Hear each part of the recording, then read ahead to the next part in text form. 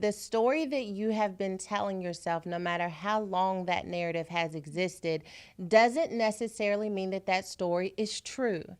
And that is the hardest Exactly. reality for so many of us to wrap our minds around, because we've been telling ourselves the same story since we were teenagers, or maybe even since we were young girls, that we aren't worthy, that we brought this onto ourselves, that love is not possible for us. That is the story we've been telling ourselves. But what if that story is fiction? What if that story isn't true? And if you aren't willing to do the work to say, you know what, I'm going to lay down my story, I'm going to surrender it at the altar of transformation, and I'm only going to pick up what faith tells me is true. It's whose report are you going to believe at the end of the day? Are you going to believe the report of your shame and your history and your mistakes? Or are you going to believe the report of the Lord, which says that yes, you, even no matter what you've gone through, you're still fearfully and Hmm. wonderfully made. You're still called. You're still set aside. You still have access to righteousness and holiness. But that is a decision to say, this story isn't helping me, it's hurting me, and it's changing the way I show up in the world.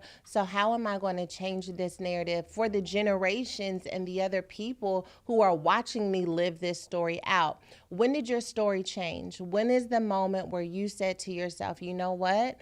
I have to believe a lie about myself. Was there a trauma or an experience that really made you begin to Oh, change the most way you definitely. see yourself? Oh, most definitely. I can actually pinpoint the exact moment. Oh, I was 7 years old, wow. and I was there at my grandfather's deathbed. He Mm, passed away from prostate cancer. And as family, we took turns staying with him and my grandmother during that time. And it just so happened that my mom and I were there when he transitioned. wow. And I can recall saying, oh my God, if he is no longer here to give me the validation, to give me Mm, that extra push, to give me that extra everything, what am I going to do? Because especially I had a crazy time. During that time, I had severe asthma, childhood asthma. So I was on steroid injections, mm, which of course added on weight. So I began to be bullied in school. wow. I was also going through a situation where comprehension and reading, I had definitely had struggles with reading, comprehension.